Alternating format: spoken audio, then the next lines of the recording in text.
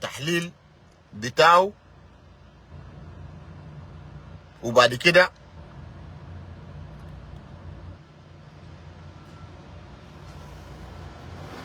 كوية يرجع لنا، لأنه مشكلة جنوب السودان دي مشكلة واحد، ومشكلة واحد ده اللي هو حركة الشعبية والنظام الدنكا.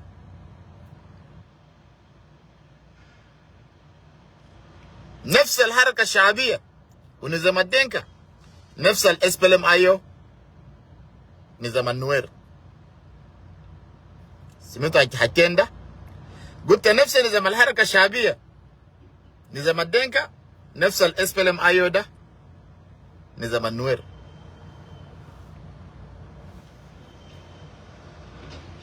عشان اجي اشرح لكم، يمكن انتوا ما هتفهموا حاجه.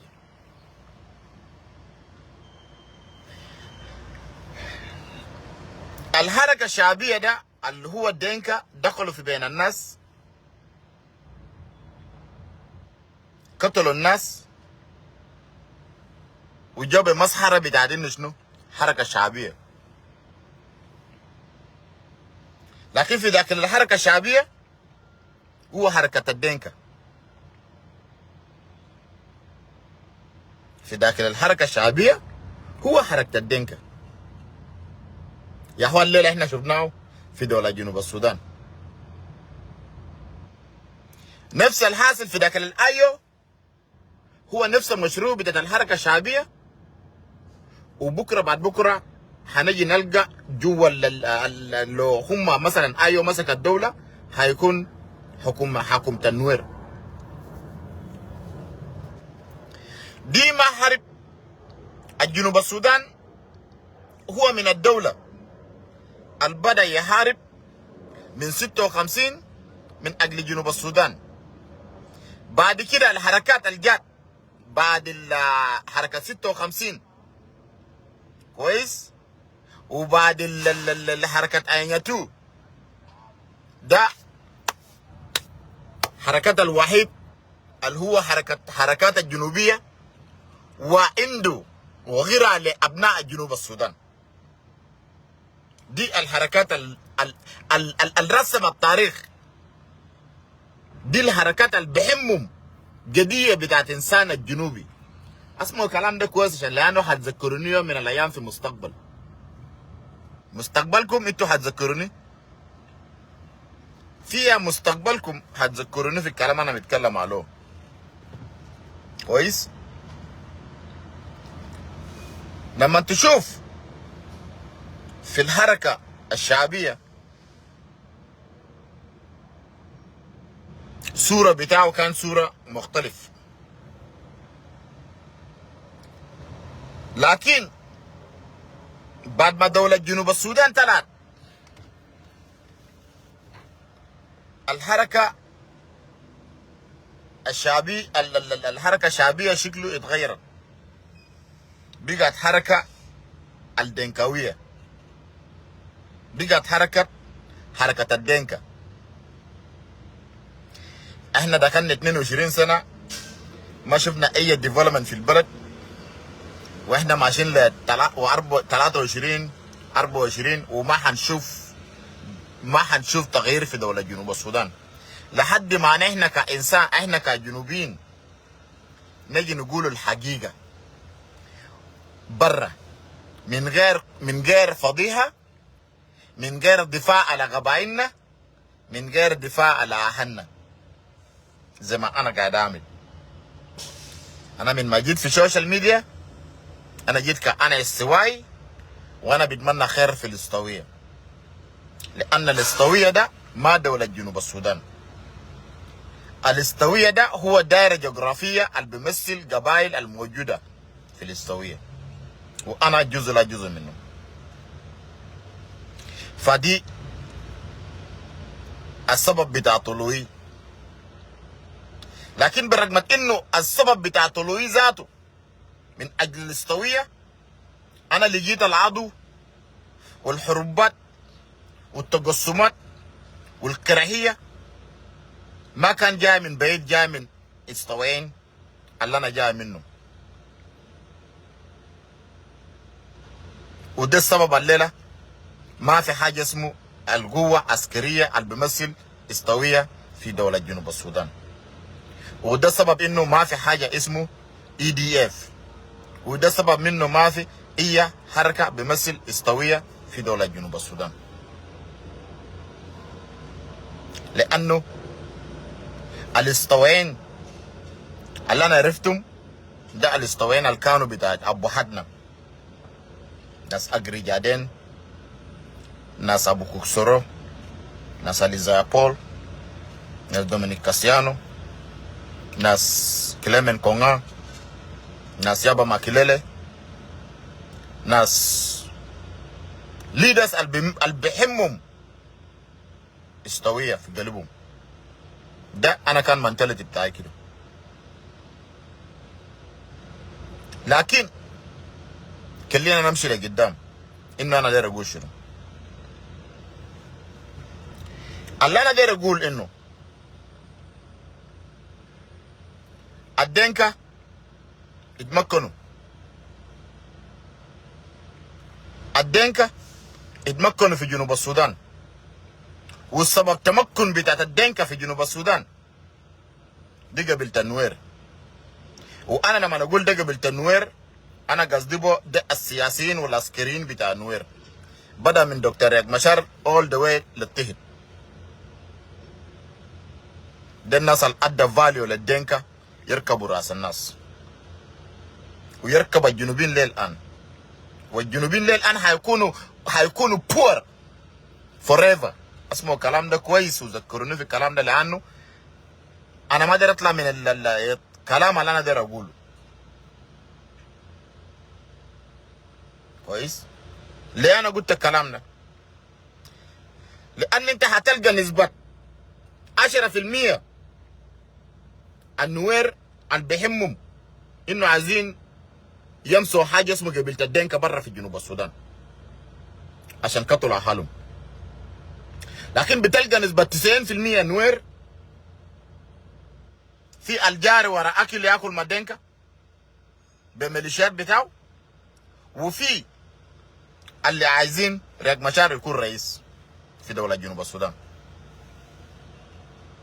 دي ما بقول له ليبريشن، ده ما بقول له ليبريشن، ده بقول له مصلح. انت قاعد تحارب من اجل حاجة معينة، وده السبب انا جيت بو برا. قلت كاتب بو ابناء الجنوبيين من 63 قبيلة اللي مثقفين واللي واعيين واللي متعلمين اللي عارفين انا بتكلم في شنو، ما انه في كراهية لمجموعة معينة. لا، دي الواقع، دي الواقع حاصل في دولة جنوب السودان. عشان كده جنوب السودان ما هيكون فيها سلام. عشان كده جنوب السودان دينك هيكون في رؤوسنا طول امورهم.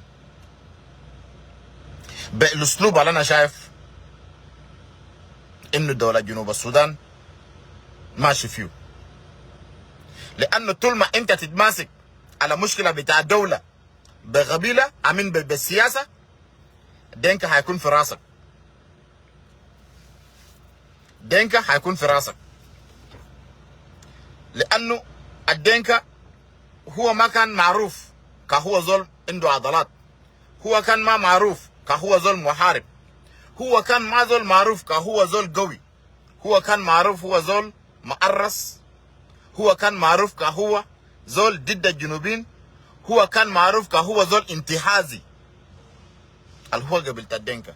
وانا ما نقول قبيلة الدينكا انا قصدي بو يا اخي بالمواطنين بتاعهم نفس الناس. ما انا ما بقدر افرز بانه المواطن بتاعت الدينكا ولا السياسي ولا عسكري هو دينكا، هو دينكا. فالاسلوب ده احنا لو ما كليناه احنا ما هنمشي لقدام. يعني حارب جد يا انه جنوب السودان ده الدنكا هيكون في رؤوسنا للابد. لان السياسه دائما ما بينجحك انت كزول المظلوم. انا ما لقيت لي في حياتي زول مظلوم قال حيطلب حقه بالسياسه. لو كان احنا المظلوم يعني الظلم ده هو بدا من يوم الليله، بدا في 2005، بدا في 2006. لا، الظلم ده موجود من سنه 1947 ل 55. يا هو جاب الحروبات بتاعت اينيوان، جاب الحروبات بتاعت اينيتو. دي معناها انه شنو؟ دي بتوريك انه الظلم ده هو فيه. لكن ليه الناس رفعوا السلاح؟ الناس رفعوا السلاح في 56 ل 72 من اجل الظلم. لكن الليله الجنوبيين ما قادرين يرفعوا السلاح عشان يشيل النظام الغبلي ده برا، انه عايزين يشيلوها بالسياسات. دي من الاول مره في التاريخ انا ما لقيت لها حرب لا علاقه بس بالسياسات. انا عارف ان الحرب هو حرب، الحرب ما بيسيسوها، الحرب ده شغل بتاعت العمل في الجراوند. لكن الليله عشان انا داير الجنوبيين تعرف انه الايو ما قاعد يحارب على اساس انه هو داير ينجز للجنوبيين ككل. الايو قاعد يحارب انه هو عايز رياض مشار يكون رئيس. فمناع وايد ارمي قاعد يحارب عشان دكتور رياض مشار يكون رئيس. مناع انه جنوب السودان ما فيها كلير اوبوزيشن، كلير ريبل القاعد يحارب من اجل سلام، من اجل تغيير الوضع الموجود في دوله جنوب السودان. شفت كيف؟ دي حاجه الماشيه في جنوب السودان. اللي بقول له في ريبل في جنوب السودان يا اخي تعالى منطقني. لان انا شايف انه الحروبات ده كله حروبات بتاعت كرسي. والحروبات بتاعت كرسي ده بتدينا وين؟ في الحاجه اللي احنا شفناها في الحركه الشعبيه لتحرير السودان الجديد. المشروع بتاعه المفروض يكون مشروع شماليه، مشروع هدفهم كان المفروض يكون هدف الكبير هو الشمال ما الجنوب.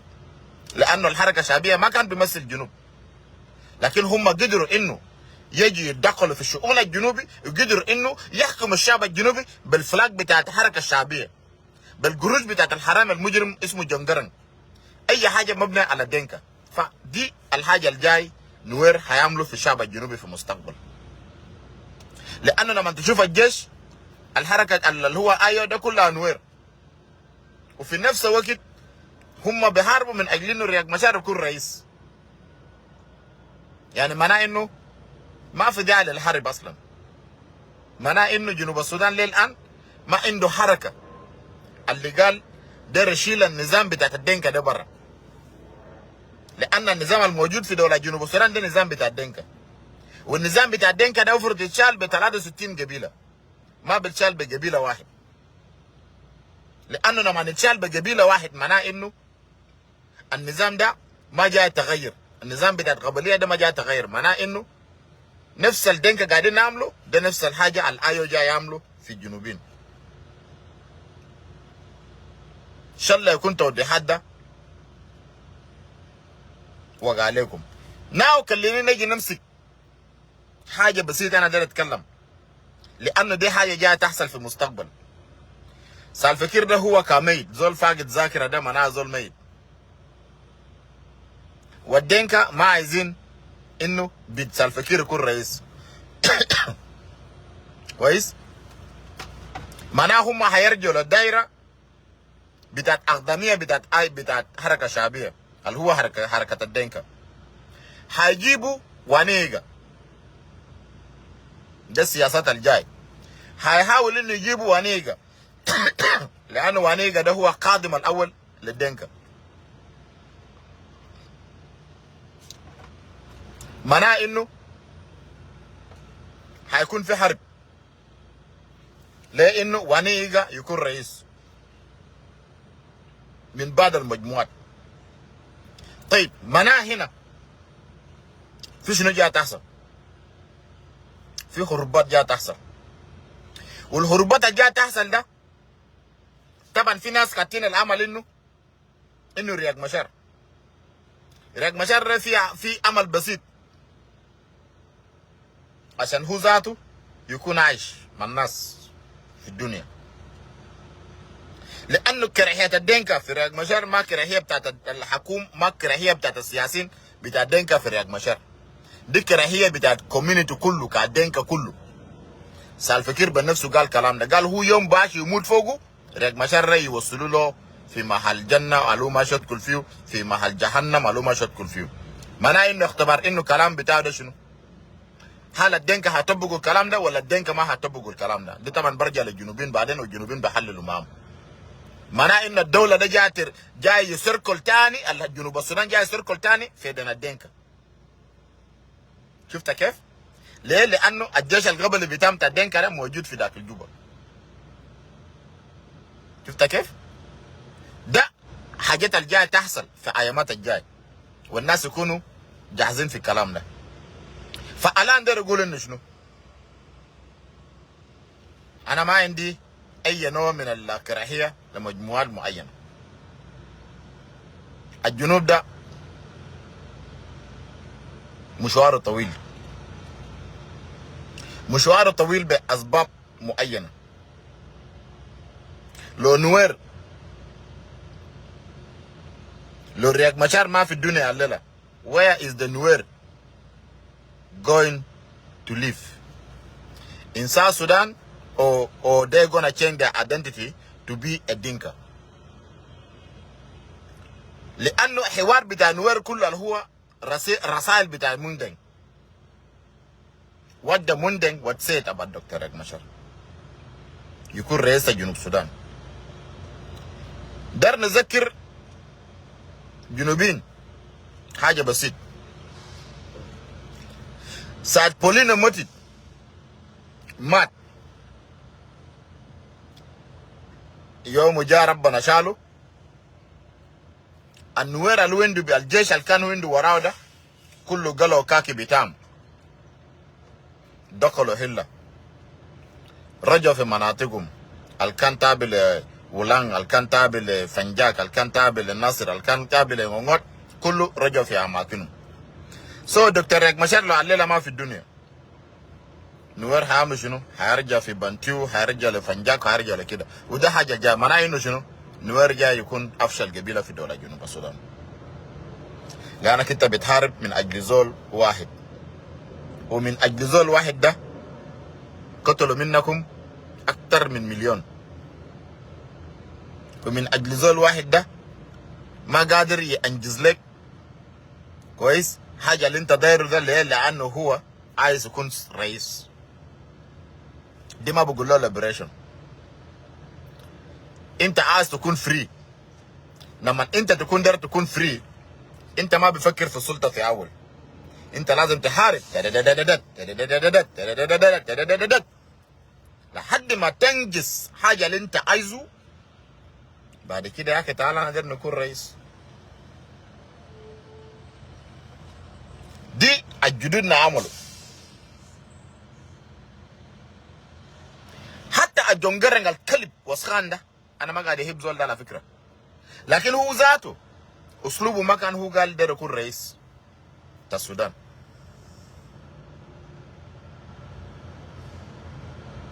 لكن رياض مشار ابروف في نيوز في جنوب السودان انه هو بديل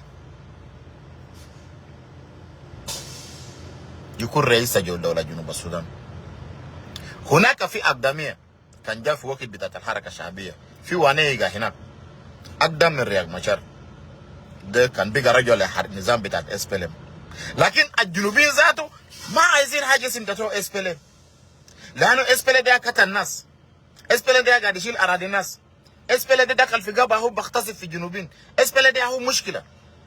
يعني شوف مشكلة الجنوب ده كيف it's very very very very complicated للناس عشان يقدروا يكون عندهم صبر لسمع بتاعت رسائل. انت لما تكون عندك صبر في جواك تسمع للرسالة بيفيدك، لكن انت لما تستعجل وتاخد قرار قبل ما تكمل الرساله انت معناها زول انسان غبلي، وانت ما عايز اصلا الكويس وفي للناس كله، وانت عايز الكويس ده لك انت. ودي الحاجه اللي ماشيه في جنوب السودان. شوف الحاصل هسه في الساحه شنو؟ الناس كله في حالات هدوء، الناس كلهم في حالات هدوء،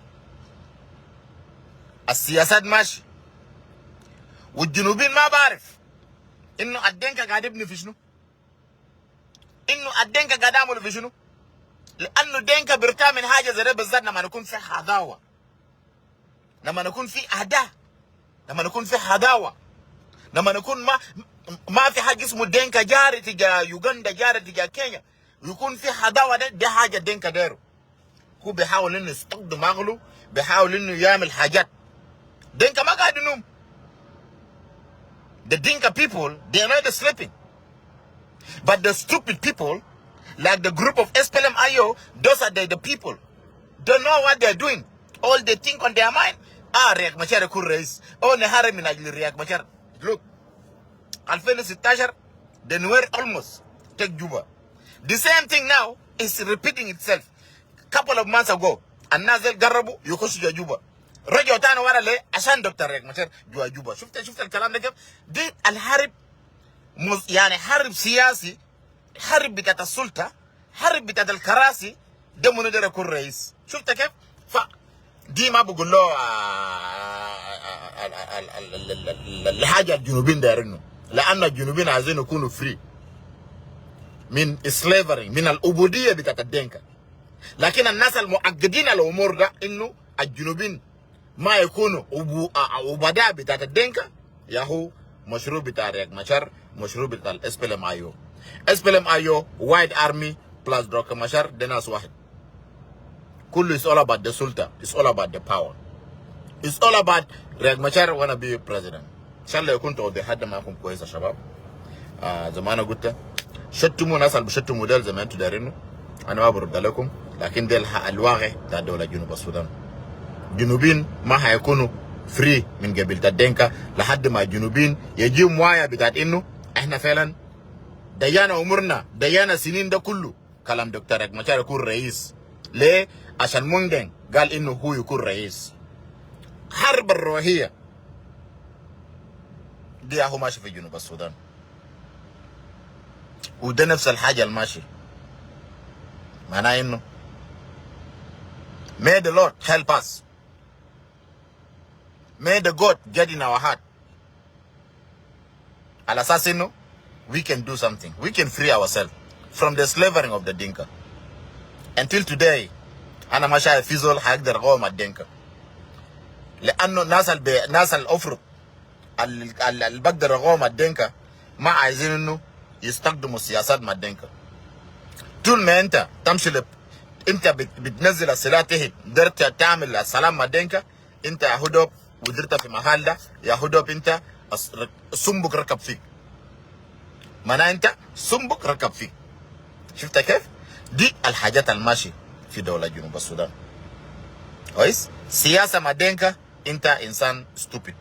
سياسة مع الدنكا انت انسان ما عندك اي مشروع. سياسة مع الدنكا انت اعتبر انك عبد، لانه الدنكاوي الولد في بطن امه هو اشطر منك سياسيا. دنكاوي في جوا بطن امه هو اشطر منك سياسيا. لكن الدنكاوي في بطن امه هل هو راجل؟ هل هو بقدر يحارب؟ لا، وانسان جبان ما قدر يموت. زي ما انتم شايفين في حصل مره انتم شفتوا ده فياتو مناجم بتاعت الحرب، زول بفرش برش في جوا كندك. انا ما شفت الكلام ده في الدنيا ده، في العالم ده كله، في حروبات كله، وانا ذاتي قاعد في ذاك الحرب في جوا في السطويه ده، انا ما شفت ناس بنوموا في برش في ذاك الكندك، ما شفت الا دينكا. شوفوا الكلام ده، شغل ده الفيديو ده لافه في ذاك الفيسبوك. جيش بتاع دينكا فارشين برش في ذاك الكندك في الملجم، عشان تعرف انه الجبان ده هو جبان. لكن الليله زول عمل فيه ذكي، وانت زول بتاعت قوه، استخدم القوه بتاعك ده، لانه ربنا ما خلقك انت ذكي، ربنا خلقك كانت شجاع، كانت زول محارب. الزول ده ربنا كلقه جبان لانه ربنا ده مخ يقدر يعمل لك مانيبيوليشن، يقدر يستخدمك زي الكوندوم يرميك زي الكلب. زي ما انه الدينكا استخدم الجنوبيين واستخدم جبل النوبة واستخدم الانكسنة، وقام رموا النوبة ورمى الانكسنة ورمى باقي الجنوبيين التانيين دل. شفت كيف؟ كويس؟ 63 قبائل دل، وقال لهم طز فيكم بعد كده. دي الذكاء بتاع الدينكا. اكل في الجنوب واكل في الشمال. شفت كيف؟ فانت تبقى بليد تستخدم سياسات. انت اوريدي بليد لانك انت ما زول شاطر، انت زول قوي كزول شجاع كزول محارب. اللي بدخلك في السياسات شنو؟ دي الحاجه الحاصل في جنوب السودان. وكلامنا انا الظاهر انا قلت الكلام ده قبل كده، قلت يا اخي كل زول ربنا اداه خير بتاعه. ربنا خلق الدنكاوي انه يكون شاطر، ربنا خلق النوير انه يكون زول بتاع حرب، ربنا خلق استوين ناس حكيمين، ناس بتاعت قوانين، وناس لو مسك الدوله ده يوم من الايام حاجه اسمه جنجاوي ما بيكون موجود في ارض السويه، حاجه اسمه جنجاوي ما حيكون موجود في اي اراده اللي هم حاجر عليه. بجذوره بتعملوا ذاته عنده مع عيال ولدوا في ذاك الاستويه ده، جانا بقى 40 سنه بمشي مع البور بتاعه وين ولا بمشي مع الدينكا وين. وزمن ده جاي كويس، لان احنا حقنا مع الدينكا في استويه ده ما حاجه جاي يجيب. استويه ده اخر محطه بتاع الدينكا، والدينكا لازم يعرف نفسه، يعرف كلام ده كويس. استويه ده اخر محطه بتاع الدينكا. بعد كده يا بوركينا فاسو يا سنغال يا مالي. simple and easy. فالرساله ده ماشي للايو اللي 30% ديل اللي كلامكم ما مرسموه في ذاك الايو ولا في ذاك الوايد ارمي ولا في ذاك المنظومه بتاعت رياض مشار. انتوا 30% ولا 10% ديل اللي انتوا دارين تحاربوا الجنگ ده وقافلين لكم ده، انتوا دارين تفتش لكم طريقه ثاني هتقدر تطلعوا كيف من المشروع ده. لانه مشروع موندنج ده ما داخل لكم، مشروع رياض مشار ما داخل لكم، لكن انتوا كيف عشان تقدر تطلعوا نفسكم من الموضوع ده؟ طبعا القصه بتاعت موندنج ده هو ماسككم لحد ما يودركم، لانه قصه موندنج ده ما شغال ثاني. لانه موندنج ده ذاته جوا يا رياض مشار عشان يطلع برا من الحاجه اللي هو فوقه ده. ذكروا كلام الفكير قال انه يا اخي هو يوم بيموت فوقه رياض مشار يرسلوه وراه. معناه انه شنو؟ رياض مشار عمل ضعيف انه هيسافر في دوله جنوب السودان. اسمعوا الكلام ده وذكروني به، لانه اسلوب بتاع دكتور رياض مشار نفس اسلوب الدينكا. هو داير حاكم دوله جنوب السودان ده بالقبيله بتاع النوير، زي ما دينكا حكم جنوب السودان بالقبيله بتاع دينكا. هو داير عامل نفس الحاجه. ده معناه انه شنو؟ عشان كده دينكا في بطن امه قاعد يكورك رياض مشار. دينكا لسه في بطن امه ما ولده قاعد يكورك رياض مشار. يا اخي انا ما قادر افهم ده نوع بتاع داخل، ما اعرف ده نوع بتاع الناس، ده حيوانات، ده شياطين I don't know. فالمهم الكراهيه بتاعت الدينكا في رياض مشار ما قال كراهيه يعني بتاعت ناس معينين، لا دي كراهيه بتاعت all community بتاعت دينكا. كويس؟ فما حاجه سهل. فدي حاجه بسيط اللي انا جيت هنا اقوله بطريقه واضح. التوضيحات ده لو ما واضح لاي زول راسه لافي كان انت نوراوي كان انت من وين، دق لي تليفون انا بشرح لك وات از جوينج اون. لان احنا ما في وقت بتاعت المندنج، احنا ما في وقت في عادات حاجات بتاعت تقاليد حاجات بتاعت تقاليد دل. احنا في الوقت بتاعت شنو؟ العالم خلاص اتطورت. كويس؟ يا تحارب حرب الحقيقي يا شنو؟ تستسلم نفسك تكون عبد. ده حاجه الماشيه في جنوب السودان. عشان نقدر نستغنوا من النظام بتاع الدينكا في جنوب السودان الكلام ده قلناه. الا حرب اللي بتطلع الجنوبيين فري، الا حرب يدق كده جوا جوبا ده بعد كده الجنوبيين يكون فري. لكن اقسم بالله العظيم لف تاكل السركل تاكل عملوا تاكل انت قاعد تعمل ما في حاجه is going to work الا جوا جوبا ده بيجيبوا سلام لكل الناس. وذكروني في الكلام ده. انت ما داري تدقوا السلاح جوا جوبا، انت عبد دينكا وكلنا بنكونوا عبد دينكا. بسبب منو؟ سبب منو؟ سبب ريك مشار جوا ما ريك دغو جوبا بيجا برجدات لانه كان واقع كسروا بكسروا ما كيانا وبكسروا ما ريك مشار ذات جوا they don't want that and ده ماشي ده حاجات الماشي في دوله جنوب السودان فانا ما حيكون عندي كثير انا بتكلم عليه زي ما انا بقول الجنوبيين stay firm stay warm and happy Ramadan happy Eid Mubarak لكل ابناء الجنوب والشمال لان عندنا في بعض من الشمال مسلمين في الجنوب وفي مسلمين في الشمال فالمهم انا ما عندي كثير اقوله ده كاتو توضيحات اللي انا عندي بسيط قلت اجي كاتبوه الناس اللي بفهم اللي ما اقدر افهم ده طبعا ربنا يطول عمره لحد ما هو يفهم فما في حاجه بيرسونال فده رساله المقتصر قلت انا اجي كاتبوه الجنوبيين اللي واعيين المتعلمين اللي فعلا بهمهم جنوب السودان لكن بالعقل ما شنو انفيال لانه انفيال دائما محتاج عقل العقل ده يا هو بيجيب الانفيال لو عقل ده ما في بس انت ماشي للانفيال معناه انت حيوان اسمع الرساله كويس وبعد كده تعال عاقب انا بتكلم في شنو شكرا لكم ربنا يديكم العافيه ربنا يكون معاكم اك بشير من الولايات المتحده الامريكيه وبقول لكم مع سلامكم ان شاء الله